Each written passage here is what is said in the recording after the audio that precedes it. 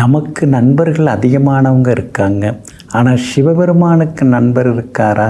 இருக்காருங்க. அவர் தாங்க சுந்தரமூர்த்தி நாயனார் அவர்கள்.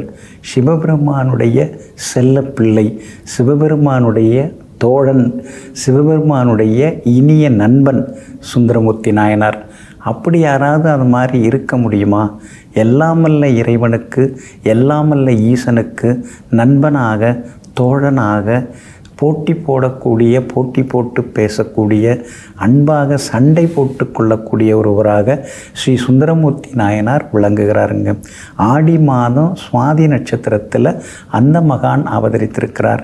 இன்றைய தினம் சுவாதி நட்சத்திரம்தான். ஆடி மாத சுவாதிக்கு அவ்வளோ பெரிய விசேஷம். பொதுவாக சுவாதி நட்சத்திரம் அப்படின்னாலே அது ஜோதி நட்சத்திரம்னு ஜோதிட நூல்களெல்லாம் புகழ்ந்து தள்ளுகின்றன. ஏன்னா சுக்கராச்சாரியோட வீடாகிய துலாத்திலே சுவாதி நட்சத்திரத்தில் பிறந்தவங்க எல்லாருமே ரொம்ப திறம்பட்டவங்களாக இருப்பாங்க.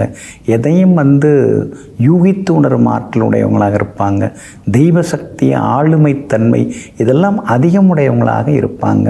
அதனால தான் ஸ்ரீ சுந்தரமூர்த்தி நாயனார் ஆடி மாத சுவாதியிலே அவதரித்தார். 63 நாயன்மார்களில் மிகச்சிறந்தவர், 4வரில் மிக பெரியவர், அதாவது புகழ்பெற்றவர், இறைவனுக்கு மிகவும் நெருக்கமானவர். எத்தனையோ பெயரில் இவர் நூல்கள் அழைக்கிறது. நம்பி ஆரூரான், ஆரூரன், அதுக்கடுத்தது நிறைய பெயர்களில் இவர் கூப்பிடுறாங்க. அது மட்டும் இல்லைங்க, சுந்தரமூர்த்தி நாயனாருடைய புகழ பேசணும்னா வருடக்கணக்கில் போகுங்க. தில்லைவாழ் அந்தனர்தம் அடியார்க்கு அடியேன் அப்படின்னு சொல்லிட்டு அழகாக பாடுகிறார். சிவபெருமான் இவரை ஆட்கொள்வதற்கு, இவரை அழைத்து கொள்வதற்கு அடிக்கடி இவருடன் சண்டை போடுகிறார். அதுதான் நாம் திருவிளையாடல் அப்படின்னு நாம் சொல்கிறோங்க.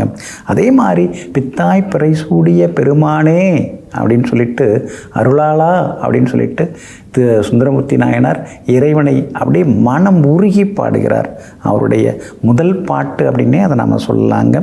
திருத்தொண்டகை அப்படிங்கிற தொகுப்பில் இந்த மகான் ஏகப்பட்ட பாடல்கள் எல்லாமே பாடியிருக்கிறாருங்க. 7ஆம் திருமுறை தேவார பாடல்கள், அதில் 1026 பாடல்கள் அழகாக பாடியிருக்கிறாங்க. அதே மாதிரி இறைவன்கிட்ட இவர் ஏதாவது கேட்டால் சிவபெருமான் தருகிறார். ஒரு முறை கையில் செலவுக்கு எதுவும் இல்லை, இறைவன்கிட்ட கேட்குறார். உடனே செங்கல்லையே தங்க கட்டியாக மாற்றி எல்லாமல்ல சிவபெருமான் செலவுக்கு இவருக்கு தரார். பணம் தர்ற மாதிரி தங்கத்தை மாற்றி கொடுக்குறார். அதே மாதிரி தான் விருத்தாசலத்தில் இவர் அளவற்ற பொன் நகைகளை எல்லாம் பெறுகிறார். அதே போல் காவிரி இவருக்கு வழிவிடுது. காவிரியில் நடந்து, வெள்ளப்பெருக்கில் நடந்து இறைவனை காண துடிக்கிறார். உடனே தடுமாறுகிறார். உடனே எல்லாமல்ல ஈசன் இவருக்கு அருள் புரிந்து இவர் அந்த காவிரி வெள்ளத்தில் இறங்கி இப்படி நடக்கும் பொழுது தண்ணீர் அது விலகி இவருக்கு வழிவிடுகிறது. அவ்வளோ பெரிய மகானாக நம்முடைய சுந்தரமூர்த்தி நாயனார் அவர்கள் விளங்குகிறார்கள். அதே மாதிரி அவிநாசியில் திருக்குளத்தில் அந்த முதலை உண்ட அந்த சிறுவனை, முதலை விழுங்கிய அந்த சிறுவனை பதிகம் பாடி அந்த முதலையிடமிருந்து அந்த சிறுவனை காப்பாற்றுகிறார்.